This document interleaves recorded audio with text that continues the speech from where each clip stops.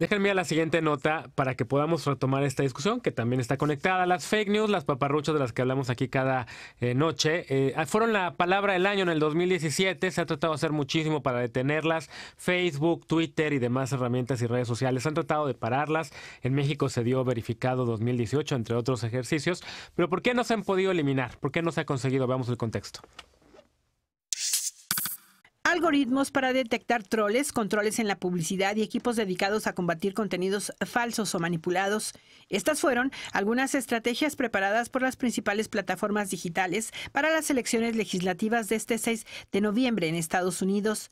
Facebook, Twitter, Google, Microsoft y Apple han buscado así impedir una intervención electoral como la que ocurrió en las elecciones presidenciales de 2016.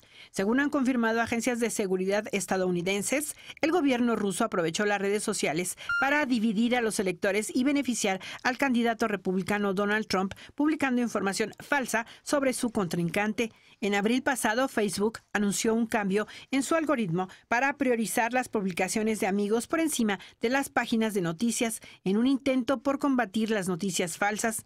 Además, en octubre anunció que penalizará a las páginas que difundan información errónea sobre el proceso de votación. Sin embargo, no eliminará la información falsa publicada por usuarios comunes. Twitter, por su parte, eliminó 800 cuentas que difundían información falsa sobre el proceso electoral. Otras 10,000 cuentas fueron eliminadas a petición del Partido Demócrata, que comprobó que estos perfiles difundían noticias falsas sobre sus candidatos.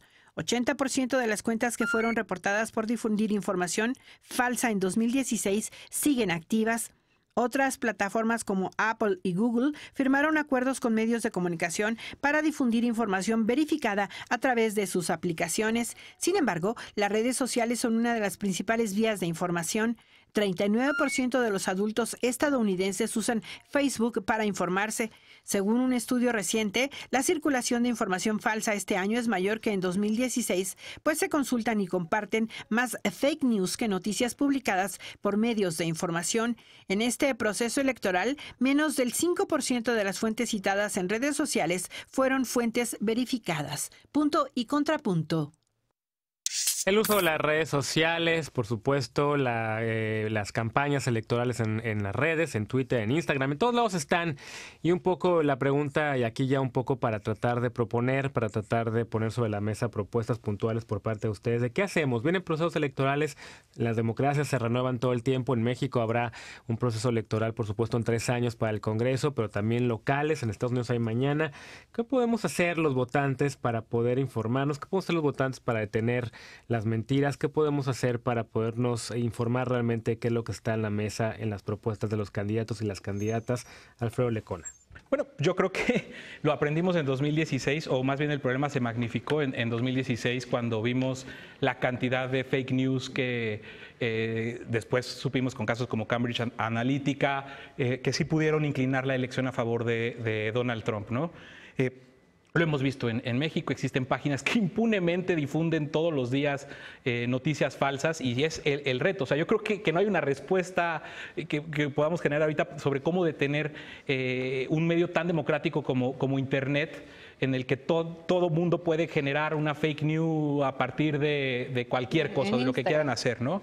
En el caso de Donald Trump nos tiene que preocupar demasiado el tipo de presidente que es, o sea, que sostiene su discurso político eminentemente con mentiras. Los datos del Washington Post en esta medición que hace de este conteo que hace de las mentiras diarias que dice Donald Trump, 6,420 declaraciones falsas en 650 días. Fue el cierre del fin de semana de este mentirómetro de Washington Post. Dice que justo a raíz de la caravana migrante pasó Donald Trump en los últimos días de 5 mentiras diarias a 30 mentiras diarias.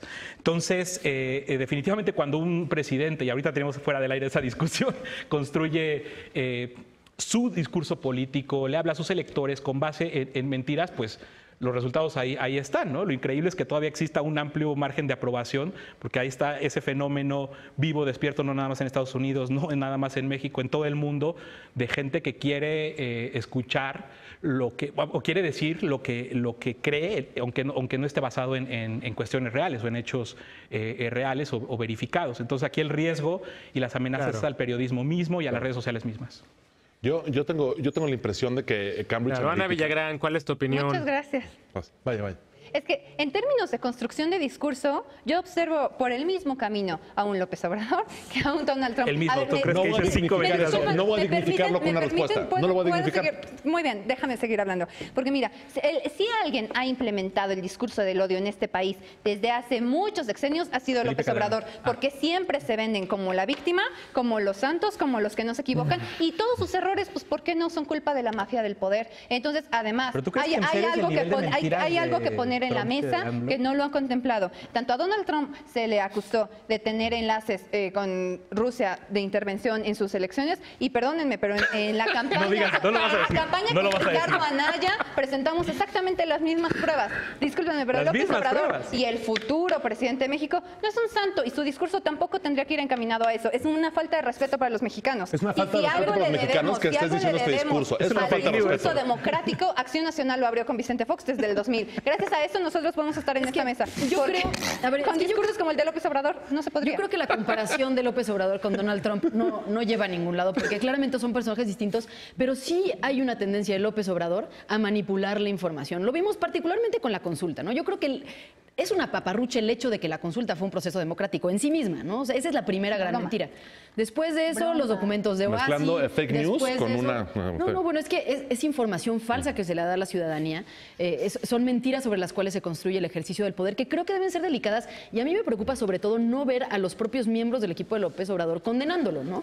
O sea, justificando que haya mentido sobre OASI, justificando que haya mentido sobre... Mentira la barda perimetral, mentira el dinero que se repartieron 5 empresarios, los contratos falsos, el sistema de endeudamiento. No se trata de quién es peor. O sea, igual que unos pueden reconocer que cosas... A ver, vamos a darle los últimos 30 segundos del bloque a Alberto Lujambio. Fíjense, por favor. Yo pensaría que el gran problema es que cuando no pudieron ganar el juego haciendo sus fraudes y sus trampas y manipulando y mintiendo, lo que están intentando hacer ahora es romper el tablero, ¿no? Estoy viendo que sucede con la derecha norteamericana y que están ensuciando tanto el debate, están enviciándolo tanto con tantas mentiras y tan flagrantes que incluso cuando Facebook intenta detenerlos, logran que sus mismas mentiras salgan por muchísimos otros medios. Entonces yo lo que creo que está sucediendo es que están fijando un debate en un término pues muy agresivo, muy violento, muy falso, así como esto que estamos viendo, comparando a dos líderes que no tienen absolutamente nada que ver, ¿no? Y pues hay que construir hacia el futuro y no comportarse así, querida. La comparación Trump-Andrés Manuel sí es tonta. Bueno, ahí está. Vamos a una pausa. Es muy cierta. Evidentemente, el tema está dando mucho para el debate, pero lo tenemos que dejar ahí porque se nos va el tiempo. Déjenme dar una pausa y regresando volvemos a la paparrucha del día en esta edición especial de Punto y Contrapunto. No te vayas. Claro.